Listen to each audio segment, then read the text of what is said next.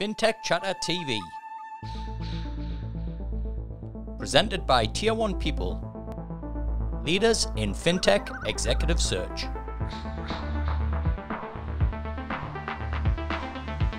Welcome to FinTech Chatter, the show that connects leaders from the FinTech community to talk about their experience and share their learnings on leadership, hiring, entrepreneurship, raising capital, scaling, and of course, a bit of a chat. I'm your host, Dexter Cousins. And this year, Tier 1 People is committed to showcasing 50 of Australia's up-and-coming fintechs. Show your support for the next wave of Aussie fintechs with a like, a subscribe, and a comment, and help spread the word on a great bunch of founders. If you prefer to listen, follow FinTech Chatter podcast, and please leave a 5-star review if you like the show. It really helps other FinTech fans like you discover the channel. And if you want to connect with me, you can find me on LinkedIn and Twitter. Now, on to today's guest.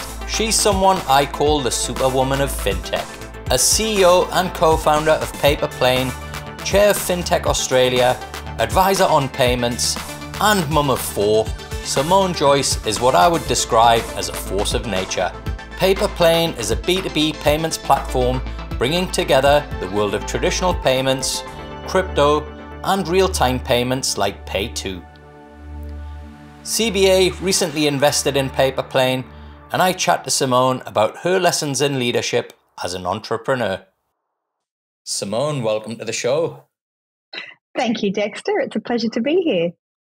It's awesome to have you with us, and I guess first of all, great to have you with me in the capacity of an entrepreneur, because you were my wingman when we did the payments special a couple of years back. We've then had you on the show as chair of FinTech Australia. We did FinTech Insider together, and now we finally get to talk about, I guess, your real thing, right? Not your side hustles or what you've been working hard on for the last few years in Paper Plane. Would you like to tell our subscribers a little bit more about yourself and Paper Plane? Yeah, sure. So we started as an organisation in 2018, which seems like a lifetime ago, but it's only 4 years ago. We started in January that year. And at the time, we were really focused on the type of payments that would be ongoing. So a continuing relationship. And most people think about, oh, you mean like gym payments? But there's so many more of those type of payments that we as people have in our lives. Everything from mortgage payments, insurance payments, after school care, streaming services. There's more and more of them in our daily lives. And we were interested in them because we noticed some significant problems in that industry, both for businesses receiving the payments and payers making them, all to do with transparency and understanding when these payments were happening versus lost cash flow, etc. And we had a look around at what was happening at the time and went, instead of creating a better system for businesses to manage or just focusing on the payer, we're going to join those two things together so that we can solve the overarching problem, which was an ecosystem problem. We launched properly and started, actually doing the money movement on the 13th of August that year. It was the scariest day of my life, Dexter, and I've got 4 children, so that's saying something. But it all went quite well, and we were really wanting to test that this thing that we were doing, which was really quite a different approach, creating a transparent environment, connecting a business and a payer via a smart payment agreement or a digital agreement that continued to evolve. That was quite new at the time, and we were just wanting to test that it was going to work. It did quite well. And we then started thinking about, well, where's the best place for us to make sure this gets as wide a distribution as possible? Because we really wanted to make sure that everyone could have this experience, no matter who they were paying or what they were paying with. And for us, that meant that actually banks are our best customers for that. Banks distribute our software to their business customers as part of their banking service, who then can send out these smart payment agreements to their payers. And so in that way, we could really start to cover a wider slice of the landscape and bring these more beneficial experiences to everyone. So today, when we started, we were a team of 6, And today we literally had 5 more people start this morning. So we're a team of 28 today. Awesome. And you're based up in Brisbane, is that right? We are, and we're all in Brisbane, actually. We don't have anyone, distributed at this stage. That might change throughout this year. But we've found that working from Brisbane, we've got some really great talent up here, and it's a really nice place for us to be based out of. It's notoriously difficult, Simone, really, I guess, dealing with banks and that whole kind of collaboration piece, we've kind of talked about it to death.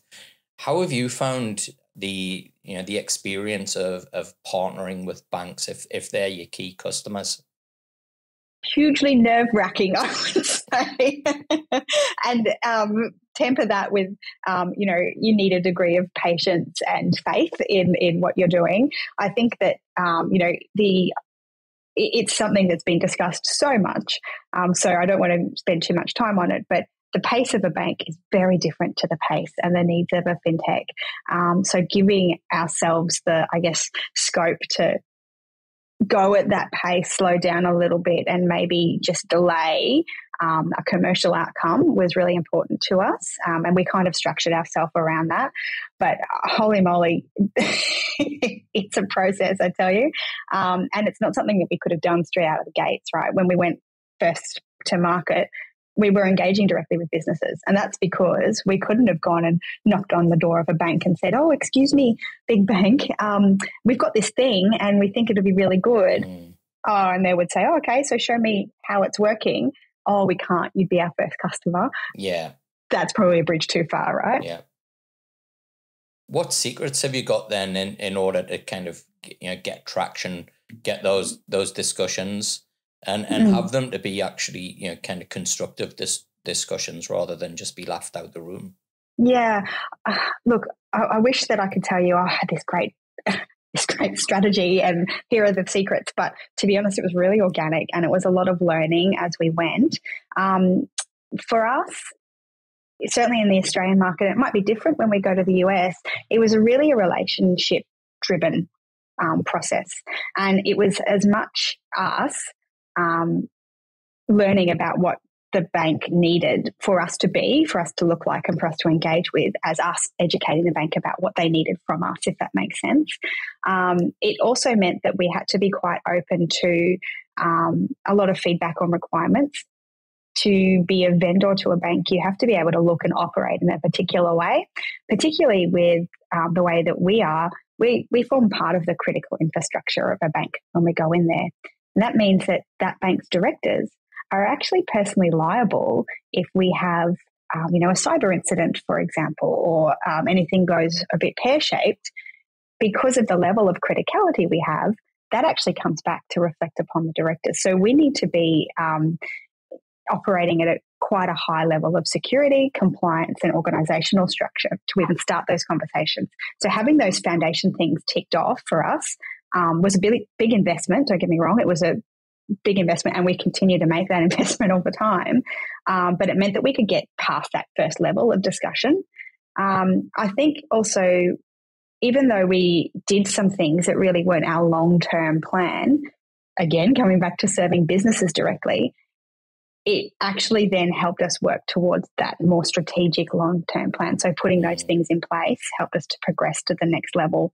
I often think about the Airbnb founders back in the day making cereal. Do you remember this? They made like the Obama O's and something else. They made 2 boxes of cereal that they were selling to get enough money to do the next thing. And then they went out and personally took photos of people's apartments so the listings looked better. So those things weren't the long-term goals. They weren't scalable, but they certainly helped on the long road to where they needed to go next. Yeah.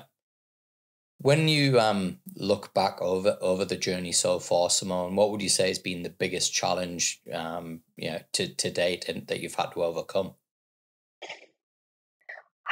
Biggest challenge, I can't put my finger on a biggest challenge because every challenge that comes up, probably if you looked at it in isolation, seems huge and bigger than the previous one. But you also have learnt more than the previous one and you're also at a different point on the journey.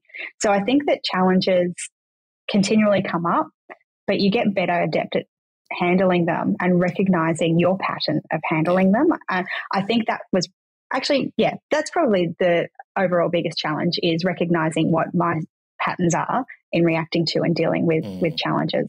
Yeah. When you kind of look at that, you mentioned before, having 4 kids. One of the things I've probably said this hundreds of times now, but when you have kids, it is a little bit like having your own business, and that you see so much of your own kind of faults and failures reflected in your kids' behavior. And initially you kind of wonder where they got it from, and then you kind of look in the mirror and go, oh. Yes. So is that something that you kind of found has kind of helped you in being a startup founder? I think so. It certainly helped me be able to deal with a lot of different streams of input information and demands at once. But yeah, it's funny actually what you just said about, you see your own habits reflected back at you. Having a discussion with my 14-year-old about why we shouldn't do everything at the last minute for an assignment. The number of times that I've been up until 2 or 3 just finishing off a thing, that's a hard recognition to take on board. But look, I think that having kids, whether it's 1, 2, 3, 4, or 5 in some people's cases, it does actually add, and it gives you a lot back that you can bring in to make you a stronger operator at work, as well as obviously being a big demand on your time and attention too. Now, there was some big news recently as well. Do you want to share that with us? I think you mean the CBA announcement. Yes. I can't think of much bigger unless number 5's on the way. Please don't even say that, Dexter. Oh, my goodness. Strike that from the record. Look, the CBA announcement, it was a momentous moment for us, but we'd been working on that for so long internally that it already felt like we had normalized that, and it was part of who we are and where we're going. So when it became public, it was really quite funny to have everyone, learning it the first time and coming to speak to us about it. But for us, that deal is significant because obviously they're a shareholder, but we also have a partnership with them for our product. And for us, that's a really important piece of distribution for us. It's a really important way of getting our network effect out into the banking landscape. And CBA are really on board with our vision there, our overall mission to create a good experience for businesses and payers across Australia, no matter who they're paying or what they're paying with. CBA forms a really strong pillar in that mark for us, particularly given all of the changes that we're going to see this year in Australia come through, driven by, fast payments and Pay 2 and CDR and all the other amazing things that is happening. It was a really important piece of the puzzle for us, and we're really happy to be in partnership with them. I wanted to ask you as well about, I guess, the actual kind of challenges that any founder has around coming up with an idea and then seeing technology evolve so quickly that perhaps your idea becomes redundant or needs to evolve. And I guess this space that you're in, crypto and DeFi, are two things that almost would perhaps negate the initial kind of idea or vision that you had for a Paper Plane solution. Was the thing that really got me about the CBA announcement, not only the great news and being happy for you, but was also probably another huge announcement end of last year, was CBA offering crypto to their customers.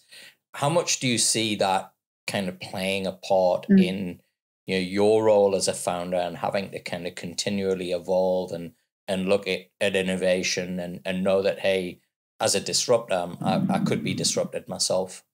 It's a really good point, and it's one that that I've been thinking about a lot recently too. But the way that we've designed Paper Plane as a system and as a company is not bound to the type of payment that's running through it. And today we see that playing out in the switch between direct debit today and what will be, a real-time payment tomorrow. But it also means that we can go into that same mindset and go, well, you know what?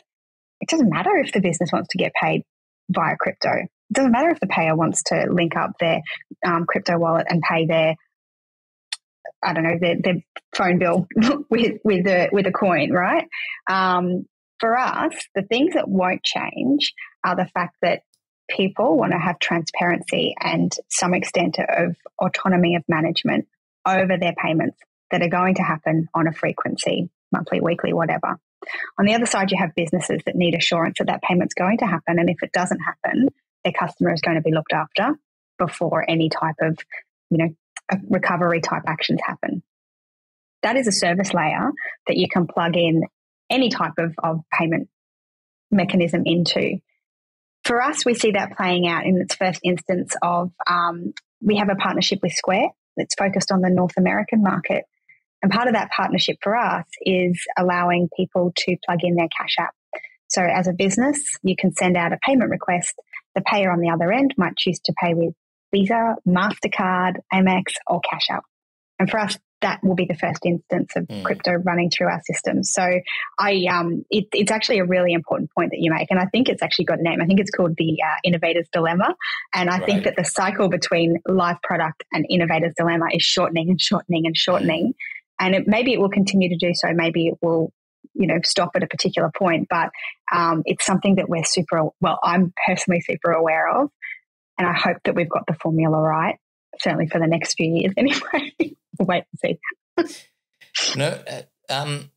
As I mentioned in the kind of beginning of the show, there's many hats that you wear, and we've had you on the show wearing some of those other hats.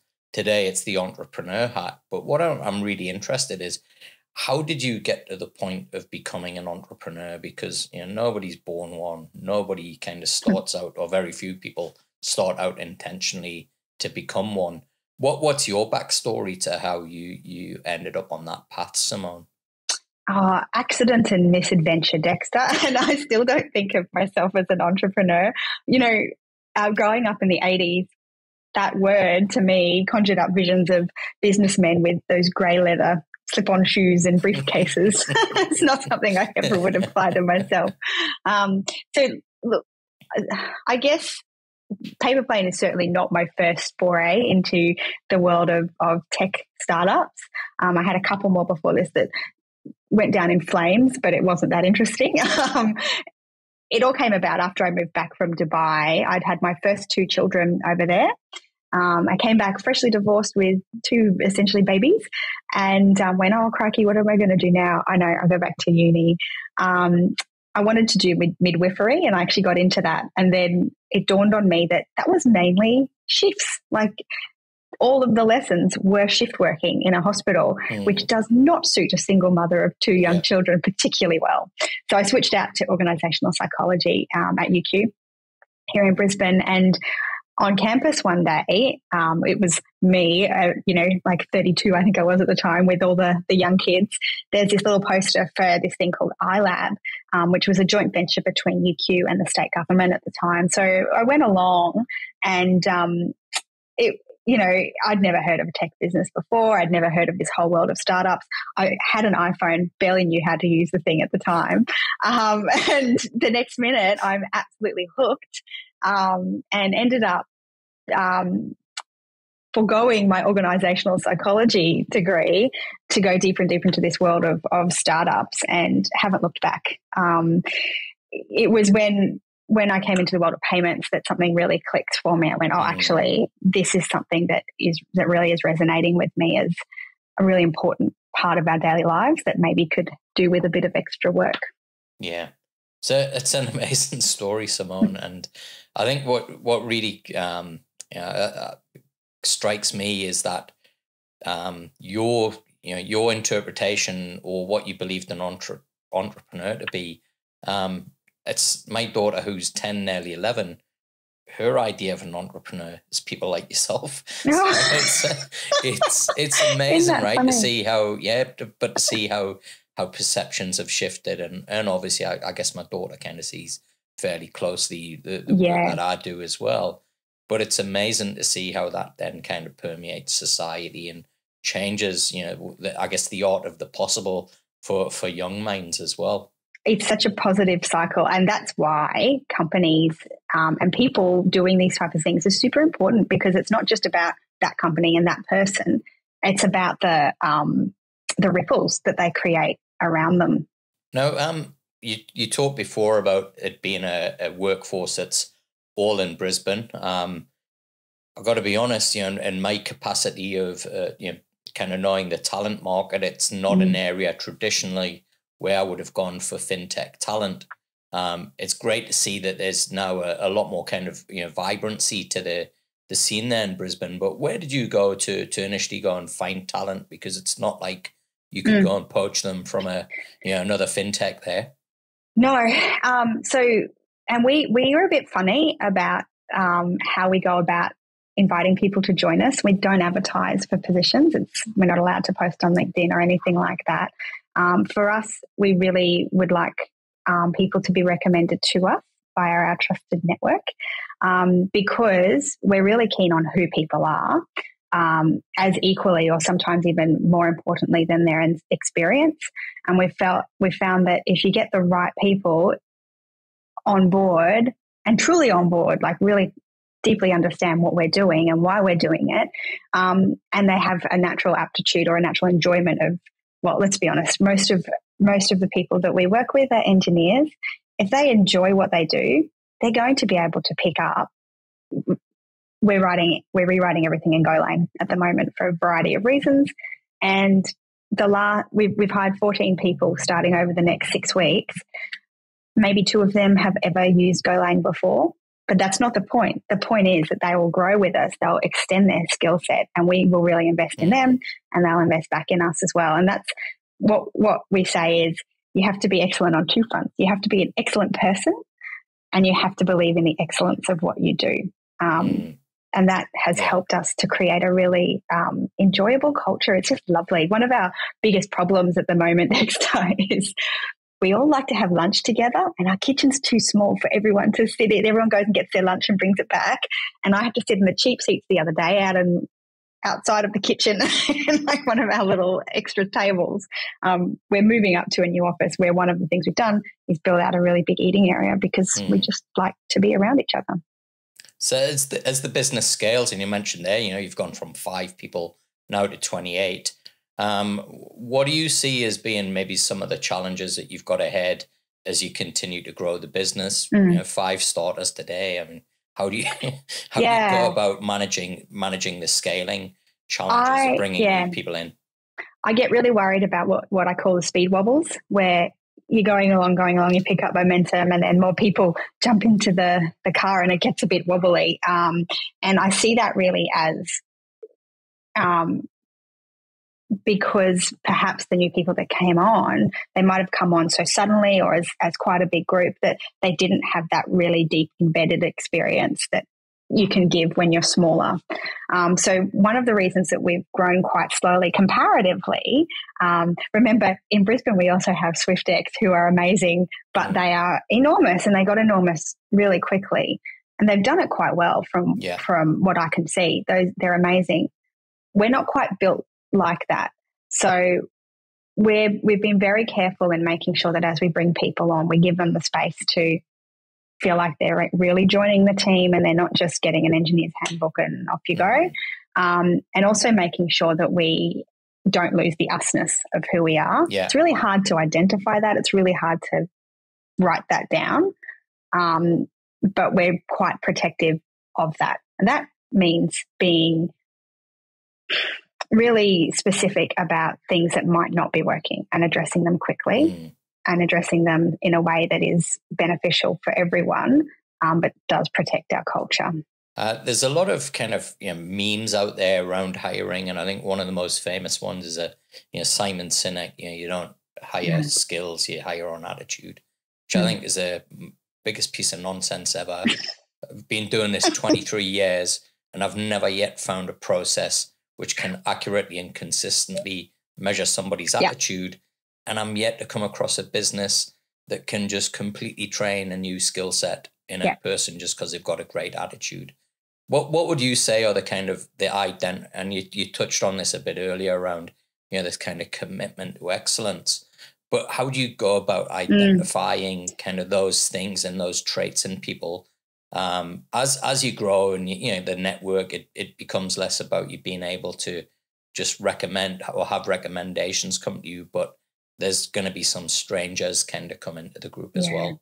I think that it's an art, not a science, and that's something that we just have to get comfortable with. So at the moment, I still sit in on every job interview. I have, if it's an engineer, our CTO and our head of product also sit in on it, and we have. It's very conversational, but one of the questions that my CTO always asks is, "Why do you like coding?"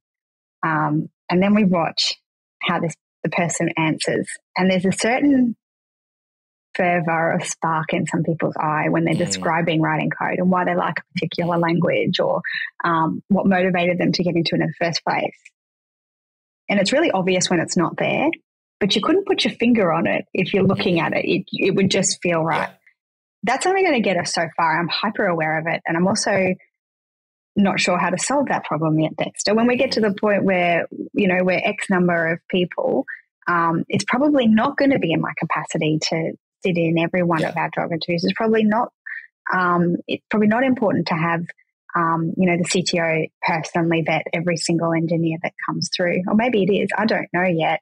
But we do have someone coming in to help us with people and culture her role will be to look out for and protect that. I think that's going to be a really long process of osmosising everything that we are and who we are into her, so she can continue that as her main focus. But I'll let you know if the answer comes to me. But at the moment, that's what we've got. I don't think there are. Well, there isn't one answer. And what really interested me about you, the explanation you've just given there, Simone. I actually see in my role as well. I've become, certainly over the last 6-7 years, I feel like I've become more of a psychologist than I have a recruiter, and was interesting to hear about your background prior and going down that path of organizational psychology, because a lot of the process that we have here at Tier 1 People is really about observing what people do outside of the interview process, not what they do as they're being asked the question and kind of with the answer that they give. So it was interesting to see that you're not necessarily listening to the answer, but watching the person and how they deliver that answer. That gives you more clues as to perhaps whether they're the right person or not. And I think that's something that I think is really missing from a lot of recruitment processes that we hear about, is really that observation of what is it that this person brings, and taking them outside of the environment of an interview, which is, it's an audition, it's staged. How do you actually understand and get insights into somebody's behaviors and motivations? Yeah. And also, not everyone interviews well, right? Like, it's a very specific formula that's tailored to very specific people. But we find that question and questions like it allows people to relax a little bit and just talk about something that they know. And it's worked well for us so far. I remember reading a book about 6-7 years ago by the original HR director for Google called Work Rules. And he makes a really valid point, which is interviews actually identify the best person for the interview, not the best person for the job. And it's true, you end up hiring a great storyteller, not necessarily a great engineer. So I think it's a really, it is a caution that, hey, whilst some of these questions can help, there's a lot more that needs to go into an interview process than just the questions that are asked. I agree with that. Now you've kind of gone on this journey and kind of gone in feet first. You've increased or doubled the size. You've scaled up the family as well as the businesses you've been going on this journey. You're chair for FinTech Australia, the peak industry body here in Oz. You sit on a number of advisory committees. I've got to ask, what is your secret to finding the time to do all of this stuff and at the same time being possibly the nicest person that I've ever met in all of FinTech? Oh, goodness me, Dexter. Well, kindness doesn't take time. That's just, that's something that everyone can achieve at minimum bar. I don't know. And again, you asked me for these secrets. I don't have any. I think that if things are important, you make time for them. And look, I've just come off, we have 9-day fortnights at Paper Plane now. So we've just come off the back of a 3-day weekend. That extra day a week gives me a lot of extra time to put things back in, that I might have pushed back a little bit. Kids are still at school on that Friday, so it gives you extra time to do stuff. The reason that I joined FinTech Australia as a director back in the day was that I really actually believed that there needs to be a very tight relationship between fintechs and regulators, and that seemed like the best place to try and help make that change. I stayed because it continued to be even more important, and taking my Paper Plane hat off for a minute and putting on my support everyone had. There's just so many great fintechs in this country, and we just need a really well-trained voice to advocate for that, and that voice happens to be the collective voice of FinTech Australia. So that's important to me, so I keep making time for it. That won't go on forever. I do think that the organisation is healthy with a good cycle through of the people in the directors' roles, and I've been there for a number of years now.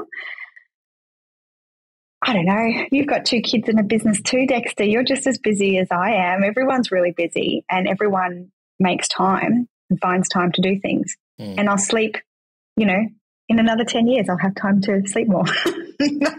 That'll be nice. Yeah, it's I don't know how you've done it, particularly with the 4 kids. I remember just having my 2 close together, and I think I went 4 years on about 3 hours sleep a night. Yeah. I actually listened to you in one of your earlier episodes talking about your sleep schedule, and it was like post-traumatic stress listening to that. But when we had Edith, who's number 4, no one even knew that I was pregnant, because it was during that first lockdown in 2020, and everyone just saw me from like shoulders up. And then all of a sudden I had this little tiny baby on my shoulder having meetings. I took my laptop to the hospital. I had a C-section, so I was able to keep working because it was all on a schedule. Maybe I wish that I had taken a little bit more time, but it was also where we were at that particular time of place. There were really important things happening. And I'm glad that I did it. It's not the same experience that everyone will have. But it was my experience, and I have an extremely supportive husband who happens to be our product designer as well. So it's kind of a nice symbiosis there, which you would understand. Yeah. How do you manage that? Having your life partner in the business as well. Well, not only do I have my life partner, I also have 2 of my siblings. I have my brother is my co-founder and our chief revenue officer, and my other brother is our head of compliance. So it's interesting, and I would have to say that working closely with Jonathan, my co-founder, has been a more interesting relationship dynamic than working with my husband. But I will say that if you can get the balance right, there is nothing that makes a stronger and more effective operating partnership than people that you know very, very well. Having a co-founder is like having a marriage anyway, and then having someone who is living and breathing as much as you are the importance of this thing, it kind of just gives you a shorthand language. Where we do have to be careful, though, is letting it leak too much into home. Because I will, like at 11:15 at night, go, I just remembered blah blah blah blah blah, and Joyce, his name's Damien, I call him Joyce. It is startling to some people, but Joyce will go, don't talk to me about that now. My brain won't turn off. So we've had to learn about boundaries. Yeah, but that's caused a lot lot of problems in my business as well. Where ships passing in the night about really important stuff. I told you. Remember, I told you. I told you when after you brushed your teeth. Oh no, that's not okay. It doesn't count. Yeah, Simone, you're a really big inspiration to me. I know you're a big inspiration to my family, and I know you're a big inspiration to a lot of people here in the Aussie fintech scene as well. Who's your big inspiration in life? I don't have one I think I have situational inspirations, if that makes sense.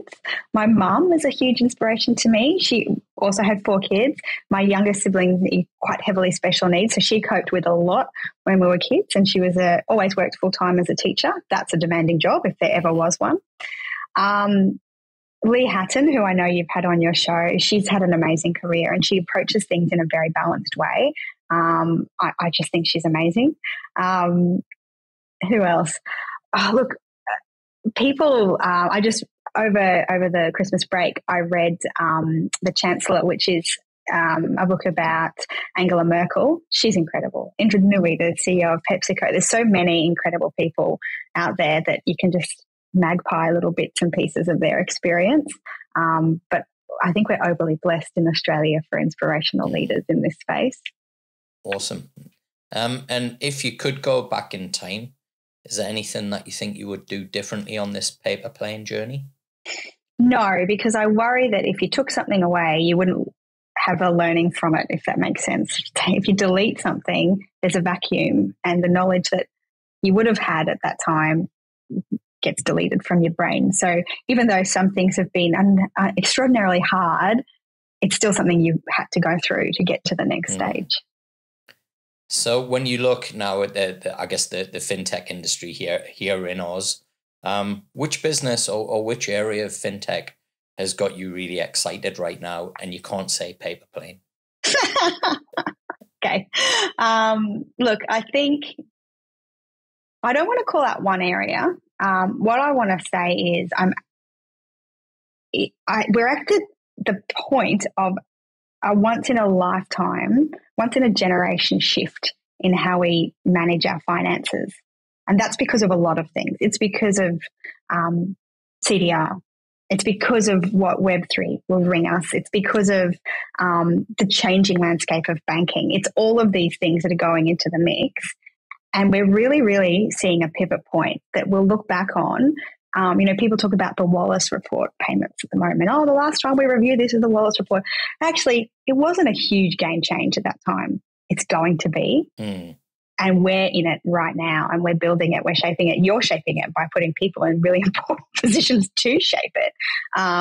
So that, I think, is what's the most exciting thing. We get to participate in that. And when you look at, I guess, the the ecosystem as a whole, where do you think we're at right now in this moment in time? Particularly when you compare us globally. Yeah, I think we're the awkward teenager who's just finished high school and they're about to start doing some really cool stuff in university.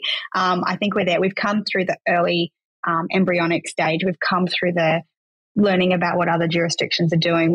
We're now at the point where we've got our own personality as an ecosystem. We've got our own goals, and we've actually got a really clear pathway to do that. And we're starting to influence how other people are doing things. Just look at Joe Biden talking about how they're thinking about crypto assets, looking at Australia as part of the inspiration of that. Canada's doing the same thing.